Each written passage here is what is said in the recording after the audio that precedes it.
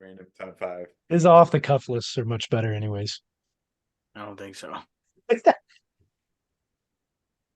Well, coming off the cuff this weekend on Saturday, we've got UFC 296 that I am so very, very excited for. As you both know, I'm a big UFC fan, and this is a card we have been What waiting on. I have been waiting on for a long time. what do they call like big time UFC fans? Cage heads or something? Yeah, I don't know. I don't know. I don't know if there's an actual name for people who are big time UFC fans. I don't know. I'm not MMA like, junkie? yeah, MMA junkies probably. Like, People I'm who not. abuse women, I don't. Are you Calm down, Dan Hardy. We want to go abuse women. Let's look at the NFL.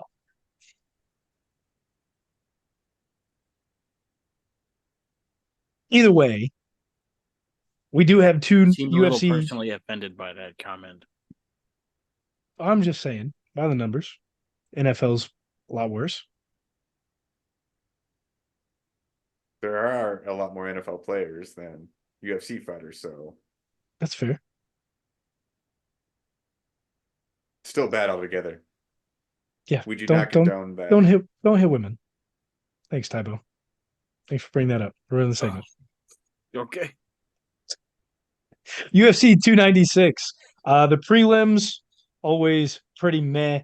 Although we do get to see Cody Garbrandt back in the cage after getting whooped the last, I believe, 4 fights in a row. His career's got to be coming to an end very, very soon. He's been relegated down to the prelims, even if it is one of the top last couple matches in the prelims. It'll be good to finally see him just walk out of the cage and be done in the UFC. Maybe he can find himself in the PFL or maybe in one. But good for Cody Garbrandt to get himself back in there. We've got 5 main cards. One of them that has been removed is Ian Gary. He is out. Rising star. Who is that? Conor McGregor wannabe. Talks a lot of shit, backs it up in the cage, but when it comes back at him for being a cuck, he can't handle the pressure. He's supposed to be out due to pneumonia, but there are a lot of rumors flying around due to some personal things that he's taking on, like taking the last name of his current wife, which is the name of her last name of her ex-husband. Whoa. Pretty weird. Guy can't get up on a podium or get on Instagram or Twitter to back himself up. But here we are. He is missing out on a big fight, and we'll have to see whatever ramifications come of that. It was against Luque, which would have been a very large fight, setting up that weight class for some heavy hitters incoming. But with him out, we'll get Josh Emmett and Bryce Mitchell. Bryce Mitchell, rising star out of Arkansas, fantastic country boy who just goes in there and surprising enough, like the guy doesn't just stand up. Like he's got very good stand up. He's one of the better wrestlers that I've seen at such like a young career. Can So come in and you're roll with the saying he best of them. wrestled at Arkansas? No, he's from Arkansas. I don't Okay. I don't I don't believe that he has I was just any picturing like collegiate. he was like an MMA fighter in college. Could you imagine that's the new way MMA fighters go? That was the old way. A lot of guys are starting to now bypass the whole college phase and just be in it at a young age. And Bryce Mitchell is one of those guys. Do He's they even he's have MMA in college? well, not sorry, not MMA in college, but it was a They lot have of the collegiate wrestling. wrestlers that would come into the UFC. You still get a few that trickle in here or there. Typically, it's the really, really good ones that aren't going to go do WWE that really want to compete. But that's slowed down quite a bit over the years. And Josh Emmett, 38 years old. This is probably going to be his last fight, one of his last few fights, most definitely. And then we get Tony Ferguson, who's on the last leg of his career as well, 39 years old. We've got some legends that are in this card, but towards the last fight, most likely should be the last fight for Tony Ferguson, which will be sad. But he gets to go up against Paddy Pimblett, newcomer onto the scene from the United Kingdom. Uh, Surprised that dude has actually slimmed down for this fight because he loves to eat and he usually goes around bloated up as much as he can. So he cuts That's weight, man. that has been his staple is walk around, enjoy life, and really cut the last 30 or 40 pounds in the middle of in about 8 weeks. I think he does it. It's a ridiculous amount of weight. Weight cutting is not a healthy practice. Obviously, Tybo and I know a little bit about that. Not like a whole lot that we necessarily had to cut, but it's super detrimental to somebody's body, especially these fighters. I'm surprised a lot of them do it just for a slight competitive advantage to be able to walk around once you're fully hydrated a little bit heavier than the other person. It doesn't make any sense.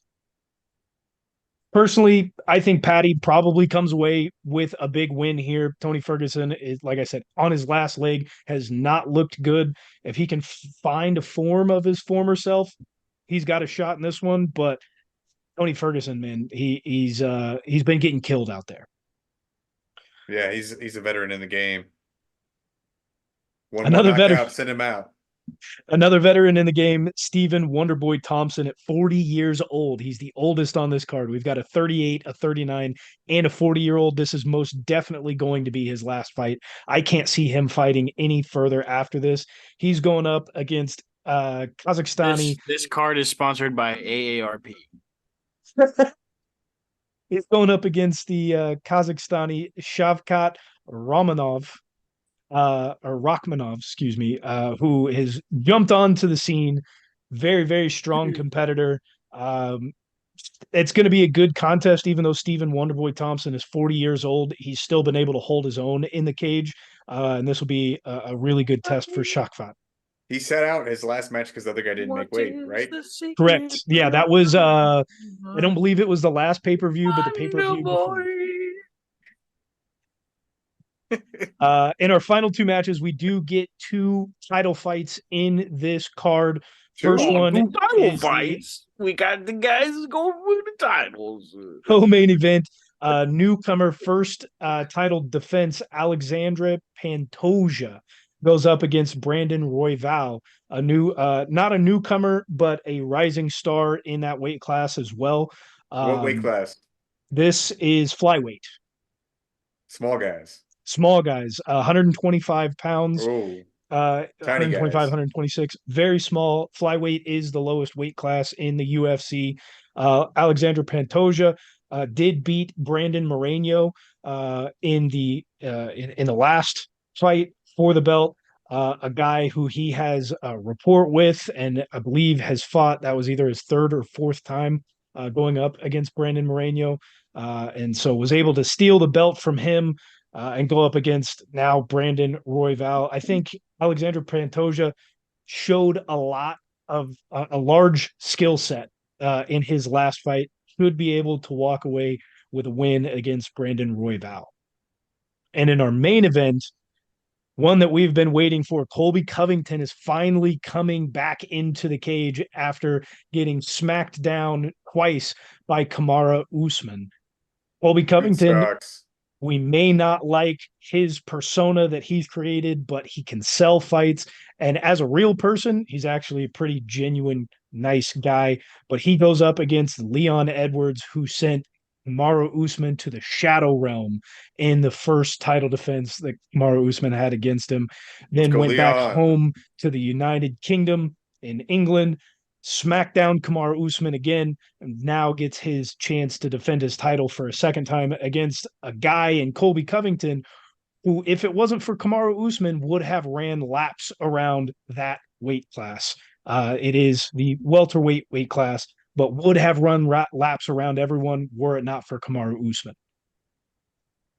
Sounds like a pretty interesting card, but when's John Jones fighting again? John Jones is probably never fighting again. Tore that pectoral muscle right off the bone. By the time he would be even healthy enough to come back into the ring, he's probably going to be 40, 41 realistically. So John Jones getting back into the cage most likely isn't going to happen. And the UFC isn't going to HGH. He'll be fine. UFC is not going to be willing to pay the money that he's asking for because he's unfortunately no longer worth it. We missed out a lot on John Jones's career, and it's his own fault. Too many substance abuse issues, too many times having to appear in Too court. many. Well, I'm there's a lot thinking of not enough. there's a lot of cocaine. Yeah. A lot of cocaine. Got banned for using steroids, all that good stuff. John Jones most Which likely is will lame. never step foot in the octagon again. What you want to see in hand-to-hand combats more steroids? I'm okay with it in baseball, Steroids but should be allowed in baseball. They should be allowed in fighting. Juice them boys up as much as they want. why is that? Exactly. Why is that? Why do we steroids in combat sports? That's a horrific move. Why? Push the limits to the ultimate test. I am with pushing limits, but when it comes to using steroids in that, I mean, obviously Go it's for going to it, have dude. Be the more best you can effect be. in boxing, but you're talking about people's lives at this point. I mean, it's already They're dumb as enough to get in dangerous as it the can be. goddamn cage, anyways. Yeah, I want to get fucking punched in the face for a living. It's a blood sport. Like- Kumite.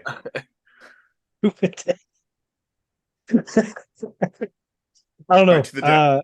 I am excited for this card. I will be at the The pop-up people's bar lives we're down talking at about. Yeah, you're watching two lives just fucking destroy each other in the middle of the ring in the first place. Why does it matter if they're on steroids or not? Don't you want the best product that you can get?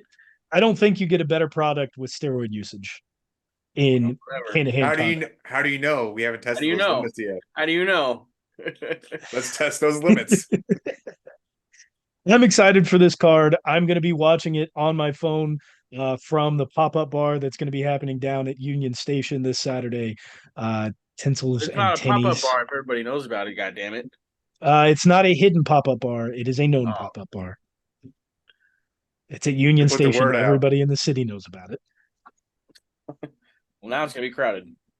Well, it was sold out the day we bought the tickets. So Well, I don't like crowded places. that's Union Station. Might not be crowded. Were It's a you large at the space. parade? Were you? No, I have you at not the made it to draft? any of the. Yeah, I was at the draft. Yeah, I'm excited. So we'll see how this one turns out. But there should probably be a lot of money being, if you're a better, put it towards the young guns on this card. You should walk away with a pretty penny in your pocket. Pretty a penny we talking about, Buster. Are we taking it to the bank this week with Bob for the UFC fights? You know what? What? Put a What? bet on all the young guns prior to the co-main event. So give me Bryce Mitchell, give me Patty Pimblett, give me Shavkat Pimblett. Rachmanov. Pimble. I'll take Alexander Pantoja and give me Colby Covington. That's a lot of favorites in there, but You probably won't win much money. probably won't win a whole lot. But you know, also it's going to be in a parlay, so you'll walk away with a decent amount.